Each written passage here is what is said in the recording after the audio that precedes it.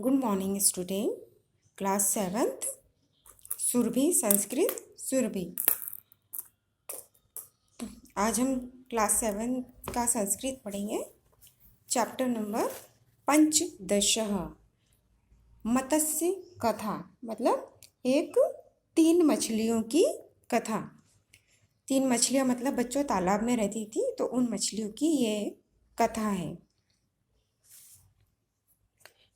वेलाग्रामस्य कस्मिंश्चित् जलाशये अनागत विधाता प्रत्युत्पन्नमति युद्धविषयेति नामकः त्रयः मत्स्याः आवसतः। वेलाग्रामस्य मतलब वेलाग्राम में, कस्मिंश्चित् जलाशय मतलब किसी जलाशय में,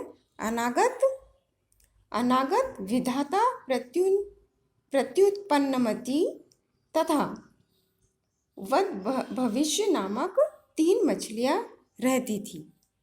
कदाचित तम जलाशय अवलोक्य धीवरा परस्पर वदन अस्मिन् जलाशये बहवः मत्स्याः सन्ति। तो मतलब किसी एक तालाब था बच्चों, तो उसमें ये 3 मछलियाँ रहती थी। कौन कौन सी मछलियाँ? विधाता, प्रत्युत्पन्नमति तथा यद भविष्य नामक 3 मछलियाँ रहती थी। किसी समय उस जलाशय को देखकर मछुआरे आपस में कहने लगे, मतलब मछुआरे आपस में कदाचित तम जलाशय अवलोक धीवरा परम वदनम, मतलब वहाँ पर जो मछुआरे आते थे वो कहने लगे, इस अस्मिन् जलाशय बहवः मत्स्याः सन्ति, इस जलाशय में बहुत सारी मछलियाँ हैं। सन्ति यानी है। प्रभाते अस्माभिः अत्र अवश्यमेव आगन्तव्यम् इति। प्रभात मतलब बच्चों सुबह हमें अवश्य ही यहाँ आना चाहिए। एतादृशं निश्चयं कृत्वा ते आगच्छम्, ऐसा निश्चय करके वे चले गए। मतलब जो मछुआरे होते हैं वो उन्होंने देखा कि यहाँ बहुत सारी मछलियाँ रहती हैं, तो हमें यहाँ पर सुबह आना चाहिए। एतत् श्रुत्वा तेषु मत्स्यु अनागत विधाता नामक मत्स्य अकथयति। ऐसा निश्चय करके वे चले गए उसके बाद में, और उनके वचन सुनकर उन मछलियों में अनागत विधाता मछली ने नामक जो मछलियाँ थी उन्होंने अकथयति ने कहा, शव प्रभाते ते धीवरा नूनमेव अत्र आगमिष्यति। मतलब निश्चय करके चले गए और बाद में वो मछलियों ने सुना कि है ना ये लोग अपने को सुबह पकड़ने आएंगे। मछलियों ने कहा कि कल सुबह वे मछुआरे अवश्य ही यहाँ आएंगे। मतलब उन मछलियों ने ये कहा कि कल सुबह वे मछुआरे अवश्य ही यहाँ आएंगे। सर्वानां च मत्स्य जाले बाधव नेष्यन्ति,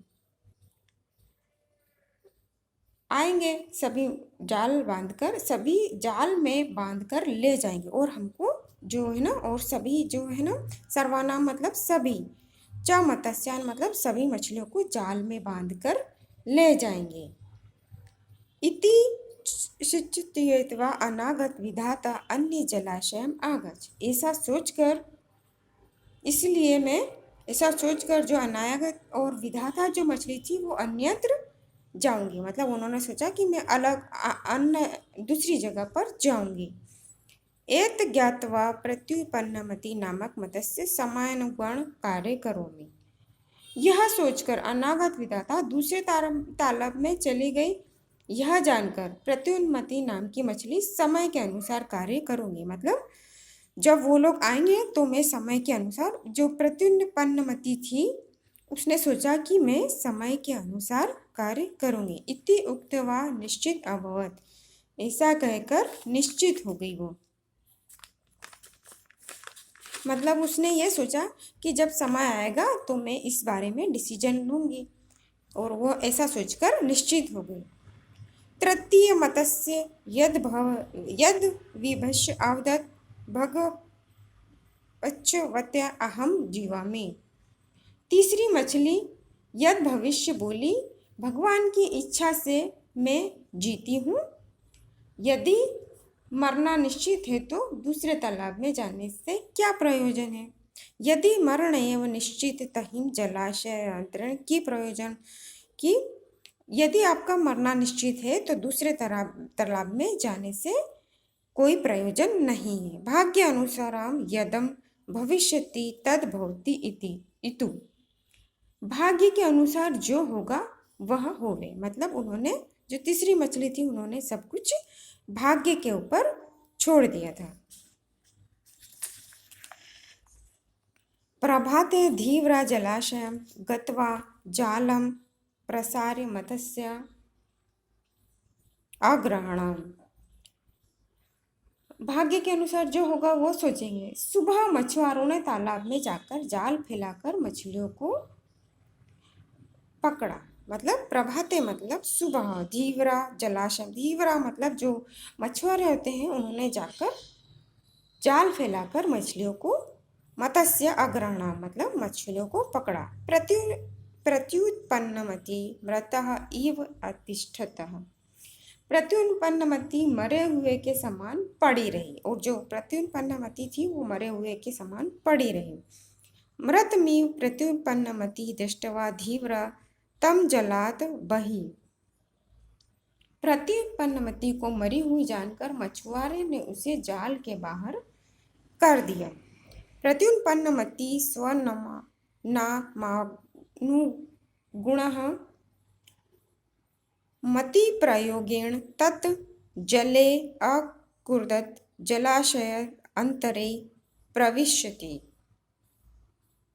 मतलब जब प्रत्युत्पत्ति को मरी जानकर मछुआरों ने उसे जल के बाहर कर दिया तो प्रत्युत्पन्नमति ने अपने नाम के अनुसार बुद्धि के प्रयोग, मतलब उसने अपनी बुद्धि का प्रयोग किया वहाँ पर, आकरो मतलब मृत्यु का उपयोग किया। तृतीय मत्स्य जाले पतितः धीवरे कर्तितः मृतश्च अभवत् तच्च उक्तम। अपने नाम के अनुसार उसने बुद्धि का प्रयोग किया और जल में कूदी और दूसरी जलाशय में चली गई, और तीसरी मछली जाल में गिरकर धीवरों के द्वारा काटी जाकर मारी गई। इसलिए कहा गया है कि अनागत विधाता और प्रत्युन्नमति दोनों सुख प्राप्त करते हैं, जबकि यद भविष्य नष्ट हो जाता है। अनागत विधाता च प्रत्युन्मति द्वातो सुख मेघते यद विश्वतो विनश्यते। मतलब अनागत विधाता सुख पाते हैं जबकि प्रत्युन्नमति दोनों सुख पाते हैं। अनागत विधाता और प्रत्युन्नमति दोनों सुख पाते हैं यद भविष्य नष्ट हो जाता है, जबकि यद भविष्य नष्ट हो जाते हैं। तो बच्चों इस कहानी का जो सार है वो ये है कि हमें बुद्धि के हिसाब से, अपना विवेक के हिसाब से अपना कार्य करना चाहिए। ओके बच्चों, थैंक यू।